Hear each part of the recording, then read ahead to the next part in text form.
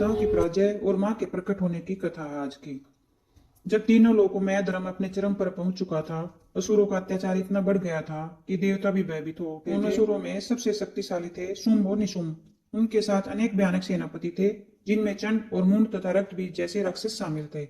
शुंभ निशुंभ ने अपनी शक्ति के बल पर इंद्रलोक पर आक्रमण किया।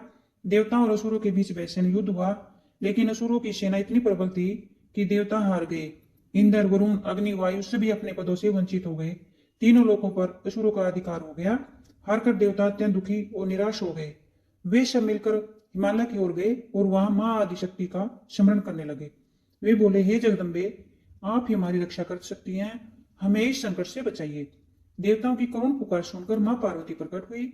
उसी समय उनके शरीर से एक दिव्य तेज निकला, जो देवी चंडिका के रूप में प्रकट हुआ।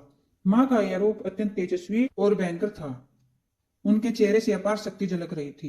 उधर शुंभ और निशुंभ ने जब मां के इस अद्भुत रूप के बारे में सुना तो वे मोहित हो गए। उन्होंने अपने दूत को मां के पास भेजा और कहा, हे देवी, तुम इतनी सुंदर और शक्तिशाली हो, हमारे साथ विवाह कर लो और हमारे महल में सुख से रहो। मां ने मुस्कुराते हुए उत्तर दिया, मैंने प्रण लिया है कि मैं उसी से विवाह करूंगी जो मुझे युद्ध में पराजित करेगा। यह सुनकर असुर क्रोधित हो गए। उन्होंने अपनी सेना को युद्ध के लिए भेज दिया। सबसे पहले चंड और मुंड को भेजा गया। चंड और मुंड अत्यंत क्रूर और बलशाली असुर थे। वे अपनी विशाल सेना के साथ मां पर आक्रमण करने पहुंचे। युद्ध भूमि में चारों ओर हाहाकार मच गया। मां चंडिका ने जब यह देखा तो उनके माथे से एक भयानक रूप प्रकट हुआ, मां काली का। उनका स्वरूप अत्यंत विकराल था। काले रंग की देह, लाल आंखें और गले में खोपड़ियों की माला और हाथों में भयानक अस्त्र थे। मां काली युद्ध भूमि में कूद पड़ी और असुरों का संहार करने लगी। वे एक एक कर असुरों को निगलने लगी। चंड और मुंड ने मिलकर मां काली पर हमला किया, लेकिन मां के सामने उनकी एक ना चली।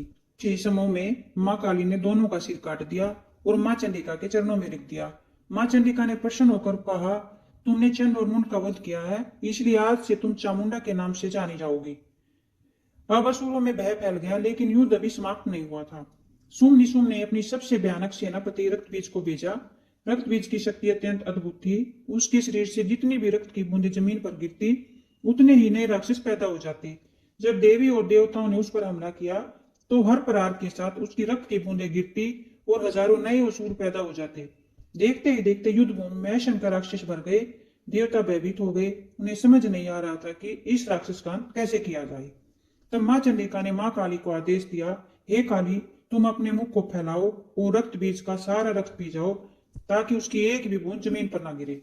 मां काली ने तुरंत अपना विकराल रूप दान किया और युद्ध भूमि में दौड़ पड़ी। जैसे ही देवी रक्त बीज पर प्रहार करती, मां काली उसके रक्त को जमीन पर गिरने से पहले ही पी लेती। धीरे धीरे रक्त बीज कमजोर होने लगा, उसकी शक्ति समाप्त होने लगी। अंततः मां ने उसका वध कर दिया। रक्त बीज के वध के बाद असुरों की शक्ति टूट गई। देवताओं में खुशी की लहर दौड़ गई। उन्होंने मां दुर्गा की स्तुति की और उनका धन्यवाद किया। मां ने कहा, जब भी संसार में धर्म बढ़ेगा, मैं विभिन्न रूपों में प्रकट होकर धर्म की रक्षा करूंगी। यह कथा हमें सिखाती है कि अहंकार और अधर्म का अंत निश्चित है। मां शक्ति हमेशा अपने भक्तों की रक्षा करती है। कठिन से कठिन समस्या का समाधान भी मां की कृपा से हो जाता है। तो प्यार से बोलियो भक्तों, जय माता दी, जय माता दी। प्लीज मां का आशीर्वाद पाने के लिए कमेंट में भी जय माता दी जरूर लिखे।